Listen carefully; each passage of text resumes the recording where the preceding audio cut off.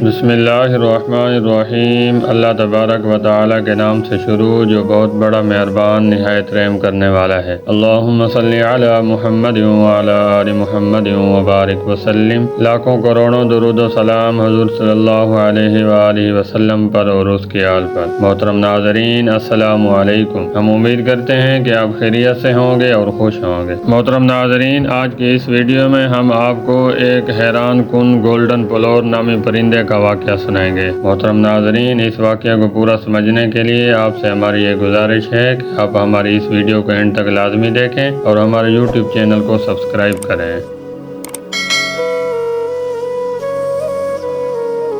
محترم ناظرین، گولڈن پلور پرندہ ایک ایسا انوکھا پرندہ ہے جو دنیا بھر میں اپنی ہجرت کی وجہ سے شہرت رکھتا ہے۔ یہ پرندہ ہر سال امریکی ریاست الاسکا سے ہوائے جزیرے تک 4000 کلومیٹر تک کا سفر مسلسل پرواز کر کے طے کرتا ہے۔ اس پرندے کی یہ پرواز 88 گھنٹوں پر محیط ہوتی ہے۔ اس دوران یہ پرندہ آرام کرنے یا خوراک وغیرہ کے لیے بھی کہیں نہیں رکتا اور مسلسل پرواز کرتا رہتا ہے۔ محترم ناظرین، ہجرت کے دوران اس پرندے کے راستے میں کوئی جزیرہ نہیں آتا اور نہ ہی اس پرندے کو تیرنا آتا ہے، اس لیے اس پرندے کا کہیں ٹھہر کر آرام کرنا بھی ممکن نہیں۔ یہاں سوال یہ پیدا ہوتا ہے کہ آخر یہ پرندہ مسلسل پرواز کیسے کر لیتا ہے اور وہ کون سی چیز ہے جو اسے اتنی طاقت فراہم کرتی ہے۔ محترم ناظرین، سائنسدانوں نے جب اس سوال کا جواب تلاش کرنے کے لیے تحقیق کا آغاز کیا تو پھر ایسے حیران کن انکشافات ہوئے کہ انہیں اپنا یہ سوال انتہائی چھوٹا محسوس ہونے لگا۔ در حقیقت تحقیق کے دوران انکشاف ہوا کہ اس پرندے کو مسلسل پرواز کے لیے 88 گرام چکنائی یعنی فیٹ کی ضرورت ہوتی ہے، جبکہ گولڈن پلور کے جسم میں پہلے ہی سے پرواز کے لیے 70 گرام چکنائی موجود ہوتی ہے۔ محترم ناظرین، لیکن اب یہاں ایک اور سوال پیدا ہوا کہ اس پرندے کے جسم میں دستیاب چکنائی کی مقدار مسلسل پرواز کے لیے مطلوبہ چکنائی کی مقدار سے 18 گرام کم ہے، تو پھر یہ منزل تک کیسے پہنچتا ہے؟ اس طرح تو اس پرندے کو منزل سے 800 کلومیٹر پہلے ہی کسی سمندر میں گر کر ہلاک ہو جانا چاہیے۔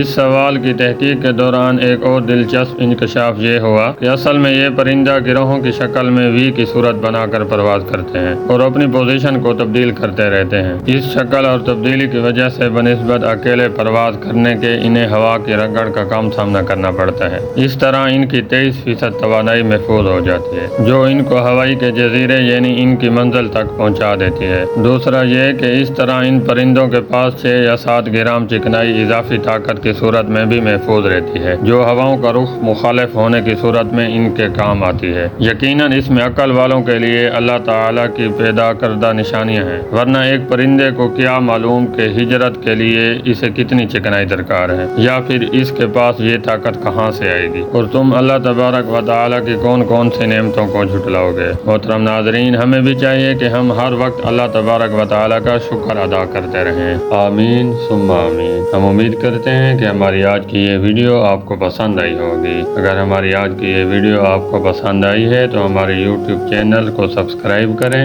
اس ویڈیو کو لائک کریں، شیئر کریں اور کمنٹ باکس میں اپنی رائے کا اظہار کریں۔ بہت شکریہ۔